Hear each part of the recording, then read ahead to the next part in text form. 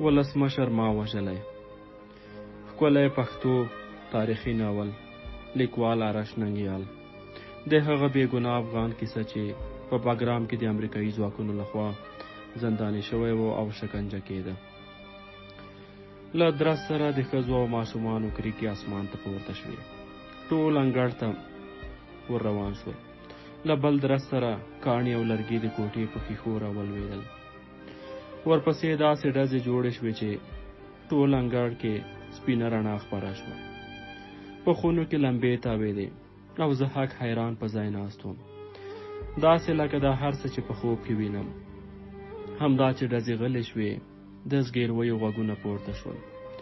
د ماشوم زوی چغې مې تر غوږو شوې چې پلار پلار نارې وهلې. خونونه مې د باندې منډه کړه چې ناڅاپه مې د بهرنیو پوځیانو چغې او شور تر غوږو شو. له چغو سره په ما ضربې شروع شوې. له ډزو سره مې ځان بیرته شاته ګوزار کړ. پوه شوم چې بهرني عسکر کور ته راغلي دي. په وجود کې مې څو ځایه د سخت درد احساس کوو. اوږې ته مې پام شو چې لکه چینه وینې ترې راخوټېدې. سترګې مې پټې پټې کېدلې.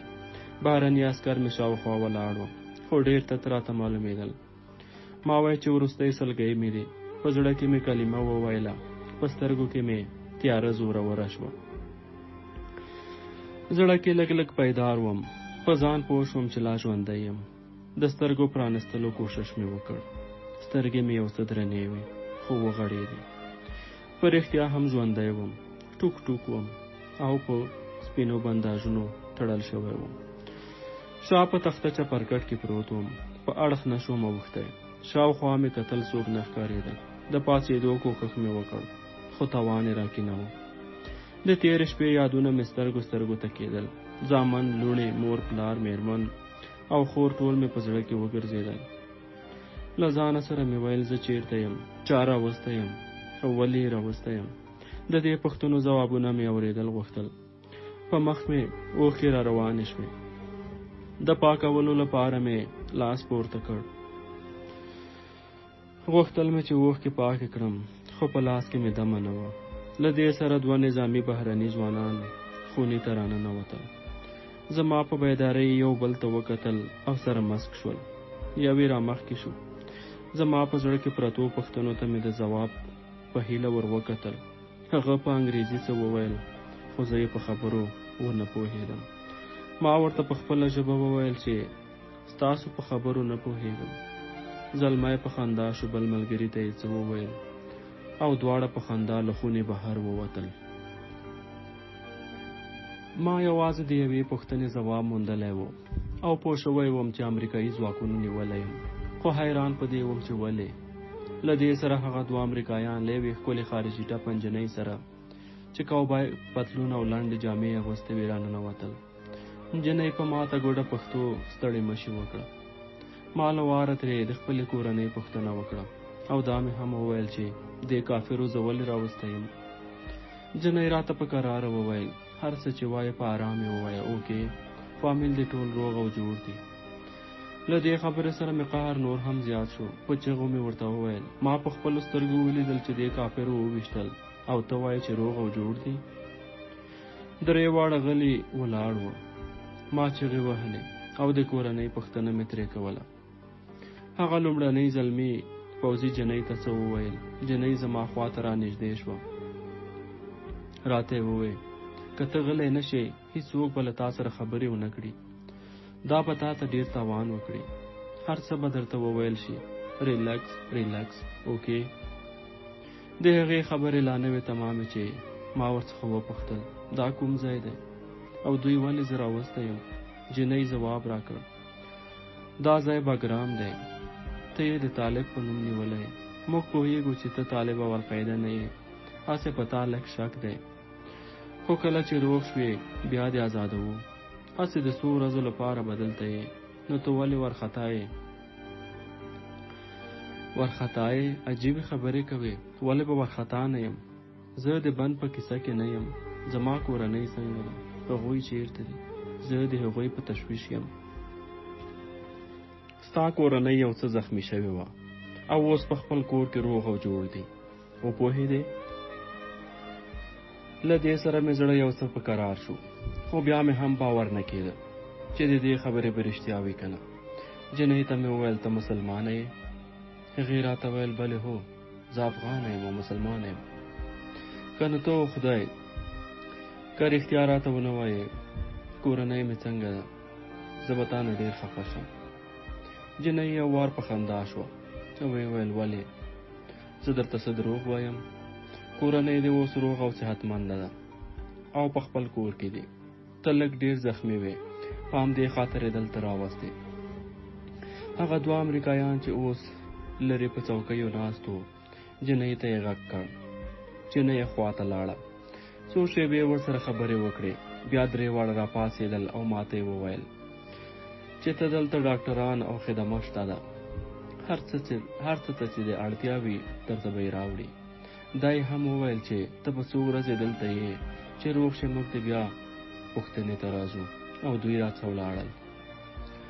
ما به ورته څه ویلي وای، د دوی په هکله مې له خلکو نه ډېرې کیسې اورېدلې وې.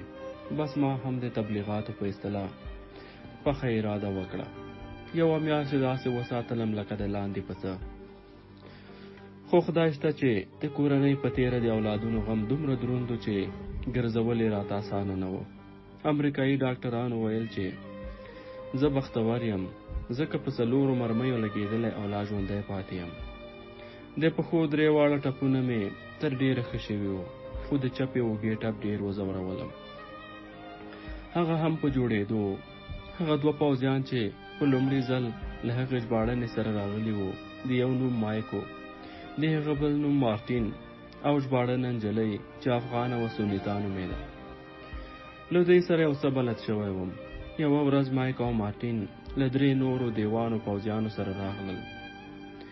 یوه توره کڅوړه یې را په سر کړه، لاسونه یې راته شاته ولچک کړل، لکه ناوې د 2 کسانو له دواړو اوږو ونیولم او روان یې کړم. له یو څه مزل وروسته مې د پنجرې د خلاصېدو غږ واورېد.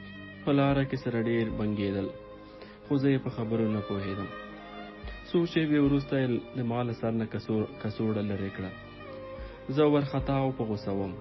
ما په خپله ژبه په زوره زوره کنځلې وکړې. هغوی یوه ډیکه راکړه او دروازه یې راپسې بنده کړه. اوس زه په یو وړوکي 2 متره کوټه کې چې یو وړوکی روشندان یې په چت کې درلود بندي شوم. د خونې لوړ سیمټي دیوالونه سپین رنګ شوي وو. په وره کې راته یوه وړوکې کړکۍ ښکاره شوه، خو بنده وه. یو جای نماز، یو کمپله، یو بالښت، یو توشک او یو بوتل معدني اوبه پرتې وې. الله پاک انسان ته داسې غم او ستونزې نه ورکوي چې د زغم او وړلو توان یې ونه لري. ځکه له غم سره زغم هم ورکوي، که نه څوک د چا له غمه مړه شوي دي. له څو ورځې وروسته یو سهار زما د خونې ور خلاص شو. 2 توریان، یوه تکه سپینه نجلۍ له خونې بهر ولاړو. هغوی یو یې راننوت، کڅوړه یې را په سر کړه، لاسونو پښو کې ولچک او زولنې را واچولې. بیا یې له تخرګونو ونیولم او روان شو. هیڅ نه پوهېدم چې چېرته مې وړي، څه ډول ځای دی. 15 دقیقې مزل مو وکړ. یوې خونې ته ننوتو. د خلکو غږ ترې راپورته شو. په څوکۍ یې کېنولم. کڅوړه یې زما له سر څخه پورته کړه.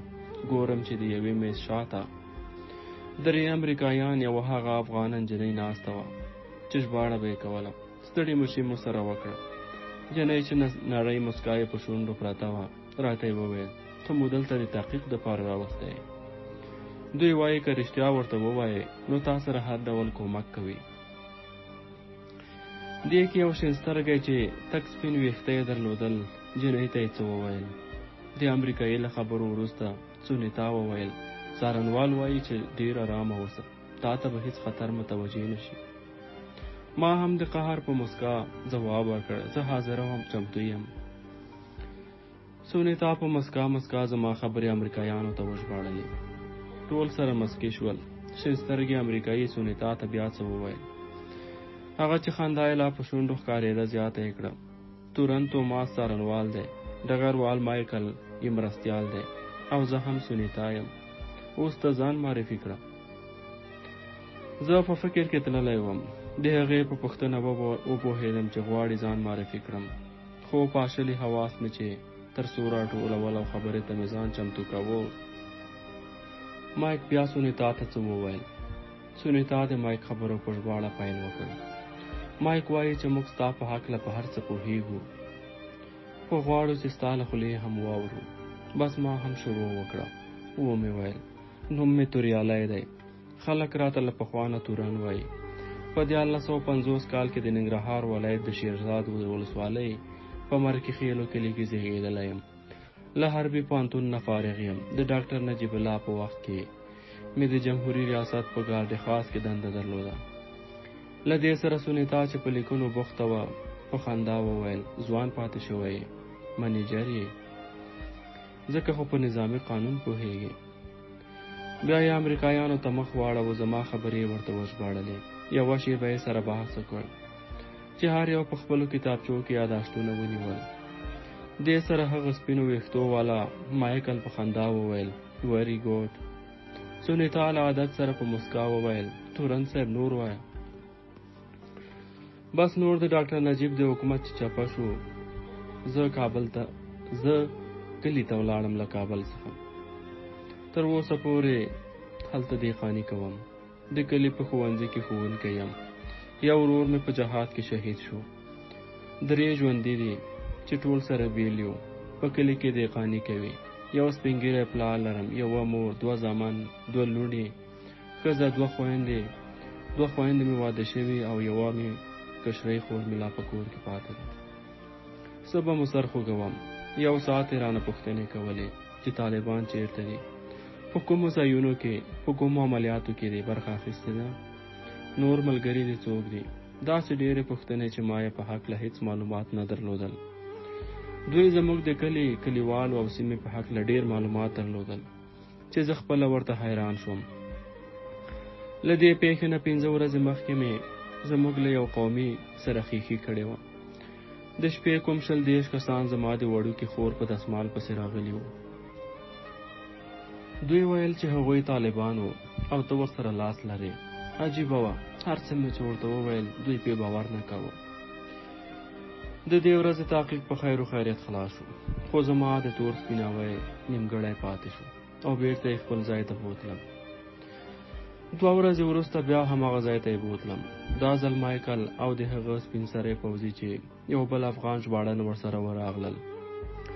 په دې ورځې هم ټولې پوښتنې د طالبانو او القاعدې په هکله وې چې ما یې په اړه هېڅ معلومات نه درلودل، ځکه چې زه نه طالب وم او نه مې د هغوی په هکله څه معلومات درلودل. خو دوی کله زما خبره نه منله. دوی ویل چې په ننګرهار او خوږیاڼو کې ټول بریدونه او چاودنې ما او زما په مشرۍ ملګرو کړي دي. زه د لسګونو کسانو قاتل یم. کله مې چې د دوی پوښتنو ته د دوی په خوښه ځواب ورنه کړ، زما وهل ټکول شروع شول. امر یې وکړ او زه یې له پښو په چت کې په رسیو سرچپه زوړند کړم. هغوی 3 واړه بهر ووتل. 2 عسکر پاتې شول چې ما ته جزا راکړي. هغوی کوم 1 ساعت وروسته راغلل. بیا یې هماغه پوښتنې شروع کړې، خو ما ته چې څه نه و معلوم نو ما به ورته څه ویلي وای. دوی زموږ نوي خپلوان طالبان او ترهګر بلل، خو زه دا خپلوان زموږ د کلي او زموږ لرې خپلوان هم وو. داسې احساس مې کاوه چې ماغزه مې له پوزې نه نور راوځي. له پوزې مې بې اختیاره اوبه څڅېدې. ما وې سترګې مې له وینو ډکې شوې چې څومره زارۍ مې ورته وکړې، خو دوی داسې د تیږې زړونه درلودل چې هغوی د 1 میاشتې ښه راته د دوی چل ښکاره شو. زه یې د همدې ورځې لپاره داسې ژر روغ کړم چې معلومات راڅخه واخلي. ټپونه مې یو ځل بیا په درد شول، ځکه چې دوی ظالمانو په پخوانیو ټپونو په ډنډې وهلم او زما چغې به اسمان ته پورته شوې. ما به یوازې الله پاک ته توبې ویستې، نور مې هېڅ هم نه ویل. کله چې په دې سزا څه ونه شوه بربنډ یې کړم او داسې ودردولم چې لاسونه او پښې یې راته 4 خواو ته کش وتړل. مایکل را وړاندې شو، څه یې وویل او په لاسي ډنډه یې را باندې په کرار په پښتنو وهلو پیل وکړ. په پښتیو یې وهلم. ژباړن هم پسې لږ راوړاندې شو. ژباړن راته وویل مایکل وایي ته خو افغان یې او بیا پښتون یې، تاسو ډېر غرور لرئ، ستاسو دا غرور به تر پښو لاندې واچوم. اوس خو به هر څه ووایې، که ویې نه وایې نو غرور به دې څنګه شي. له دې سره مې د ژباړن په مخ لاړې ورته کړې او په کنځلو مې ورته شروع وکړه او ورته مې ویل ته ډېر بې غیرت یې، دې انګریزانو ته خو زموږ غرور او مېړانه معلومه ده. نور مې څه وویل. له دې سره یې داسې ډنډه د پښو په منځ کې راکړه چې بیا په ځان نه یم پوه شوی. کله مې چې سترګې وغړولې خپله خونه کې پروت وم. ټول ځان مې درد کوو، د کورنۍ غم مې له یاده ووت. اوس په خپل غم کې ډوب وم. که غوښې یې راته په امبورش کولی وای دومره نه خفه کېدم لکه زه یې چې بې عزته کړم. ځان مې چې وکوت لکه بانجان تک شین وم. بې اختیاره زګیروي مې له خولې وتل. سخت تږی وم. ژبه مې په ټالو پورې نښتې وه. داسې تږی وم چې نور مې د خبرو توان نه درلود. ورنه د باندې مې د چا ګونګسې واورېدې. ور مې په پښې باندې وډباوه. خو د وره په وړوکې کړکۍ کې یو کس راښکاره شو. د سونیتا ښکلې سترګې ترې را معلومې شوې. نظر یې ډېر خوږ را باندې ولګېد، داسې لکه نږدې دوست چې مې پوښتنې ته راغلی وي. له ځانه سره مسک شوم او سونیتا ته مې ویل سونیتا تږی یم، اوبه راکړه اوبه. سونیتا په منډه یو وړوکی بوتل اوبه راوړې. کړکۍ نه یې راګوزارې کړې. اوبه مې وڅښلې. اوږده ساه مې واخیسته او مې ویل مننه. کله مې چې د سونیتا څېرې ته پام شو ډېره خواشیني راته ښکاره شوه. پسې یې غبرګه کړه. ډېر یې وهلی که نه؟ دا د سپي بچیان پرون یو زلمی هلک د تحقیق په وخت کې وواژه. ډېر ښایسته هلک و، ډېر ښایسته ځوان و. په دې خبره مې د وجود زخمونو خارښت وکړ. ترې ومې پوښتل د کوم ځای و؟ ویې ویل د هلمند و. ما ورته وویل نو څه مسلمانان خو نه دي چې ګیلې ترې کوو. په دوی ملا پخوا تېره کړې، اوس یې وار دی. دا ووایه چې د څه لپاره بیا راغلی یې. په لنډه یې راته وویل هسې هسې. ما وایه چې کوم شي ته خو به دې اړتیا نه وي. دا یې ووایه او نجلۍ نوره ولاړه. زه او دردونه مې یوازې پاتې شو. څو شېبې وروسته سونیتا راته لږ څه درمل راوړل. همدا چې ومې خوړل لږ وروسته مې دردونه یو څه غلي شول. د آرامۍ احساس مې وکړ او سترګې را باندې درنې شوې. په سبا یې 2 توریان راغلل. یو څه دوا او ملهمونه یې راکړل. په 3 ورځو کې ډېر ښه کړی وم. د دوی درملو کې عجیبه تاثیر و. ژر یې اثر کوو. له یوې خوا مې وجود ټول په وینو ککړ و. له بلې خوا دا 3 ورځې مې ملهم پټۍ لګولې. سم بوی رانه پورته کېدو. زړه مې ورته سخت په تنګ و. له ویرې مې د لامبو او ځان مینځلو غوښتنه نه کوله، ځکه ویره مې کېده چې وایي به روغ شوی. بیا به را باندې د وهلو چلونه زده کوي. تر سبا مې هېڅ غږ ونه کړ. دوی خدای وهلو له پاکوالي سره مینه درلوده، ځکه خو یې زندانیان او زندان هم پاک ساتل. د سهار له چای سره سونیتا له یوې نوې ښځې سره چې په نظامي جامو کې وراغله. د وره له خلاصولو سره یې یو پوځي خونې ته راغی. لاسونه یې راوتړل. پسې هغه مېرمنه هم راغله. د ښځې سپېږمۍ مونجې وې. پوه شوم چې بوی دې ته هم ورسېد. سونیتا مې پوه کړه چې دا څو ورځې مې ځان په ملهمو غوړ کړی، خو وینځلی مې نه دی، ځکه خو مې د اتاق د ملهمو بوی ده. ښځې ته چې خبره ترجمه کړه، هغې امر وکړ چې ما د ژر تشناب ته بوځي. زه تشناب ته ننوتم او ځان مې ومینځه. د بندیانو پاکې جامې یې راکړې. وجود مې لږ سپک شو. کله چې یې بېرته خپلې خونې ته راوستم ګورم چې خونه یې هم پاکه کړې وه. د اودس د ماتېدو لپاره به مې کله کله ټوله ورځ خوب نه کوم. په 24 ساعتونو کې به یې سهار او ماسپښین تشناب ته پرېښودم. ډېر ځله به مې په تیمم لمونځونه کول. د مازدیګر په لمانځه ولاړ وم. له دې سره زما د خونې ور خلاص شو. پوه شوم چې سونیتا او بله ښځه دي. زه چې په لمانځه ولاړ وم ویې لیدم. بیرته شاته شول. دعا چې مې خلاصه کړه له دې سره مې ور وډباوه. خو پوښتنه را سره دا وه چې دا ښځه په ما څه کوي. سونیتا او 2 نور پوځیان له خونې د باندې ودرېدل او هغه پوځي ښځه خونې ته راوړاندې شو. له وړوکي چرمي بیک نه یې د ډاکټرانو سامان راویست. د فشار آله چې مې ولیدله لږ څه ډاډه شوم. ښه یې معاینه کړم. نسخه یې ولیکله. په ټوکو مې ورته وویل همداسې ښه یم، وهلو ته مې جوړوئ. هسې مې بیا هم تحقیق ته بیایي. امریکایي ښځې سر دې نه پوهېدو په معنا وښوروه. سونیتا ورته زما خبرې ترجمه کړې. ښځه له خندا شنه شوه. بیا یې څه وویل چې سونیتا یې خبرې داسې ترجمه کړې. وارل د ښځې نوم و. سونیتا راته وویل چې وارل وایي چې ستاسو لپاره دا سزا هم کمه ده. تاسو تل دروغ وایي. تاسو چې ماشومان او ښځې وژنئ زړه مو درد نه کوي. تاسو قاتلین یاست. له دې سره مې بې اختیاره ښځې ته یو عسکري سپېړه ورکړه. څومره زور چې راکې و پښې مخ مې په سپېړه ووهله. له سپېړې سره یې یوه چیغه له خولې ووته. شاته یې ځان وغورځوه او د خونې له وره سره یې اوږه په درز ولګېده. له دې سره له خونې د باندې شور ماشور جوړ شو. عسکر چې له خونې د باندې به تل ولاړ و په ټوپکو کې یې مرمۍ تېرې کړې او زما خواته یې رامنډې کړې. عسکرو ښځه د باندې وویسته او په ما پسې یې ور بند کړ. له ډېره قهره مې ټول وجود رپېده. زړه مې په کنځلو ښه تش کړ. ورسره مې د ښې جانانه سزا تمه هم درلوده. په تمه وم چې ښه سزا به راکړي. خو سبا پورې نه د درملو درک معلوم شو او نه هم زما د سزا پته. نه پوهېدم د شپې 100 بجې وې چې ور خلاص شو. کڅوړه یې را په سر کړم. له یو څه مزل وروسته یې په زینو کوز کړم. پوه شوم چې ښکته روان یم. د یوې خونې د ور د خلاصېدو غږ مې واورېد. 2-3 قدمه د کوټې منځ ته ورغلو. په یوه څوکۍ یې وتړلم او سر نه یې راته کڅوړه لرې کړه. ګورم هماغه ښځه ده چې ما په سپېړه وهلې وه. ما ته مخامخ د میز شاته په څوکۍ ناسته وه.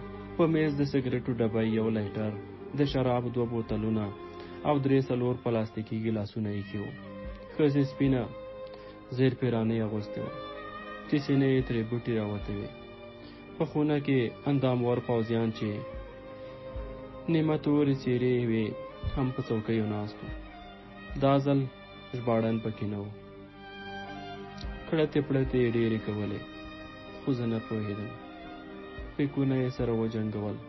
ښځې بوتل راپورته کړ او زما خواته را روانه شوه. نیکر یې اغوستی و. سپینو غوښو سپینو ورنونو یې سمه ځلا کوله. داسې چې په شونډو یې مسکا خوره وه او خوله یې یوې خواته کږه نیولې وه. په پلاستیکي ګیلاس کې یې شراب واچول. بیا یې ما ته په خندا راوړاندې کړل. ما ترې مخ واړوه. بیا یې راوړاندې کړل. څه یې وویل؟ ټولو په کړس کړس وخندل.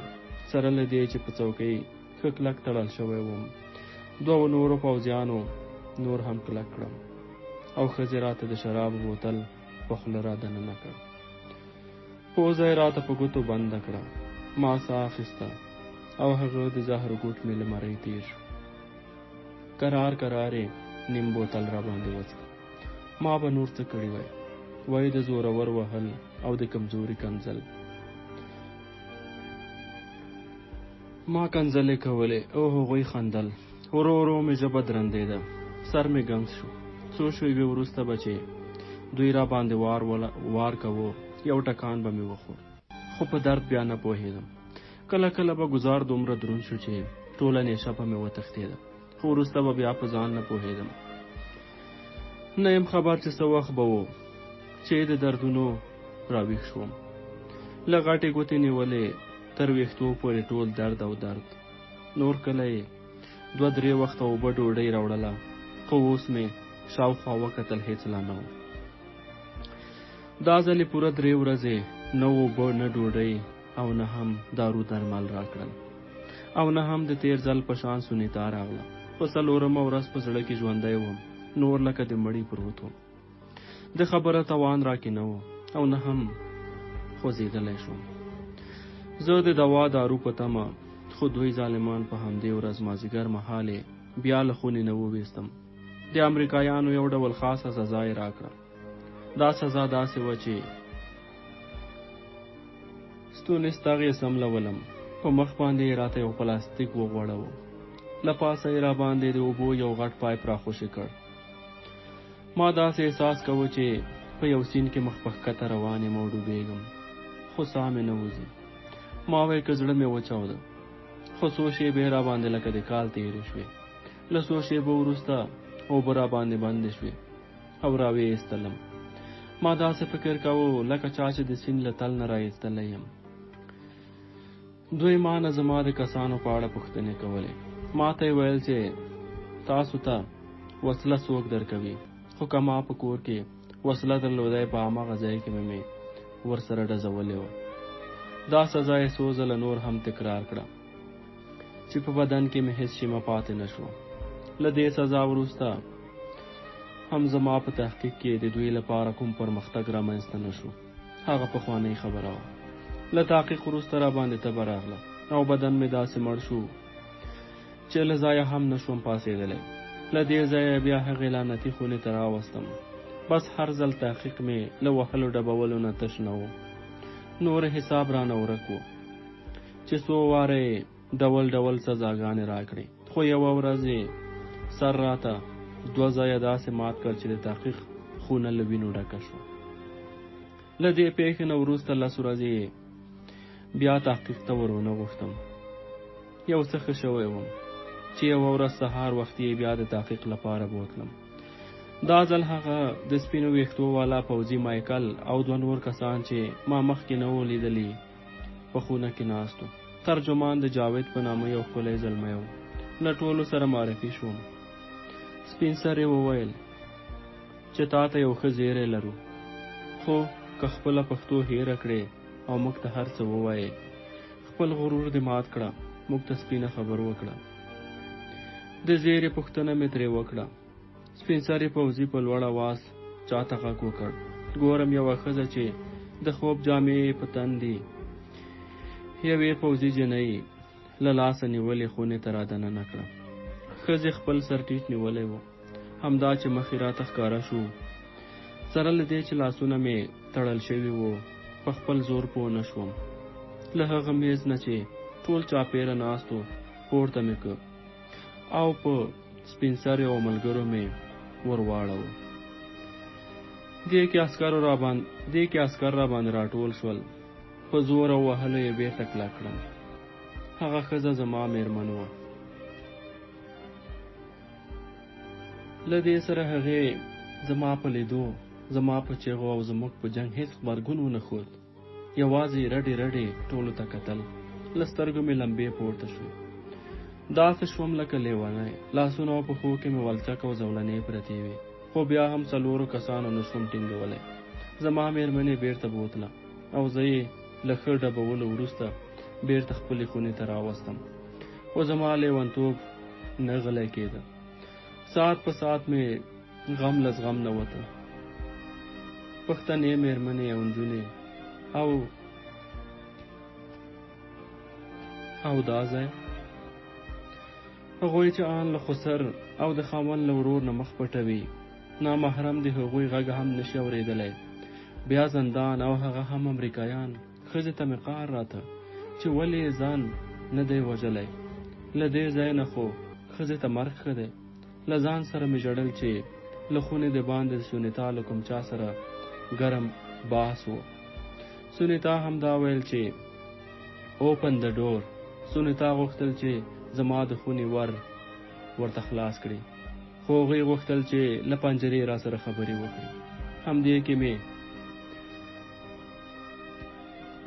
د وره د کړکۍ د خلاصولو غږ واورېد.